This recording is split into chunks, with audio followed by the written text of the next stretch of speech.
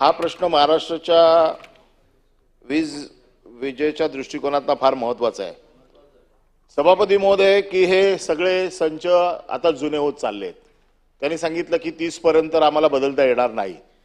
याच्यावरती capex cost लागते.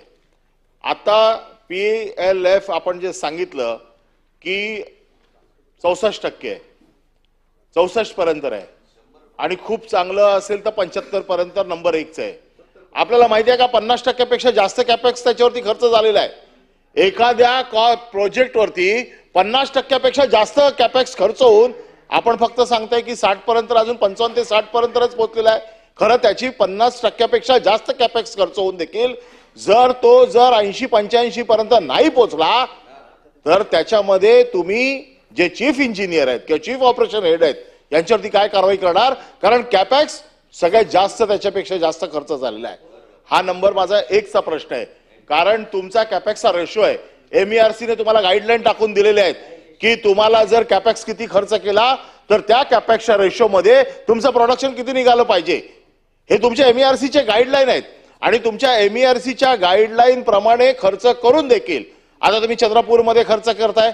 चंद्रपूरमध्ये खर्च करून देखील आता 1000 कोटीचं आपलं फिक्स इन्कम जे आहे ते फिक्स रेट इन्कम जे आहे ते कमी झालेलं आहे. कॅपेक्स 50% पेक्षा तुम्ही जास्त खर्च करताय.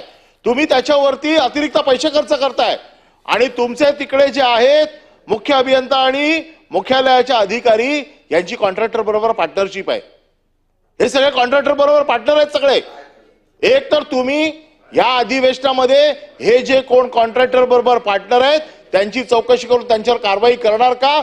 तुम्ही जर नाव सांगितलं तर ठीक आहे, नाहीतर अंतिम आठवड्यामध्ये आम्ही सगळ्या कॉन्ट्रॅक्टर सगळं कुठल्या कंपन्यांमध्ये ते पार्टनर आहेत, कुठल्या कंपन्यांमध्ये त्यांचं शेअर होल्डिंग आहे, कुठल्या कंपन्यांमध्ये किती आहे. गिरीश महाजन चॅलेंज करू नका, कदाचित तुमचंच नाव येईल. हा नाही म्हणून उगीच आव्हान देऊ नका. प्रश्न मी सांगितलं ना पहिलं काम सरकारचं आहे, माझं काम नाही आहे. पहिलं काम मंत्र्याचं आहे चौकशी करणं. मी चौकशी करण्याचं विचारतोय. जर सभापती महोदय मी चौकशी करण्याची मागणी करतोय. चौकशी करण्याची मागणी करतोय. प्रत्येक गोष्ट जर मी करायची असेल तर मंत्रिमंडळ कशाला आहे? वेग आरोप नाही केलाय, मी स्पेसिफिक आरोप केलाय. मी स्पष्ट सांगितलेलं आहे मुख्य अभियंता व मुख्य मर्यादित कार्यालय. तुम्ही नाही सांगितलं तर अंतिम आठवड्यात आम्ही नावं देऊ. पण माझा प्रश्न असा आहे की 50% कॅपेक्स झाल्याच्या नंतर असं बोलता येणार नाही. काय करणार त्यापेक्षा आपण जो प्रश्न विचारला त्या संदर्भात मंत्री महोदय उत्तर देतात. हा मंत्री महोदयांनी माझे 2 उत्तर द्यावीत.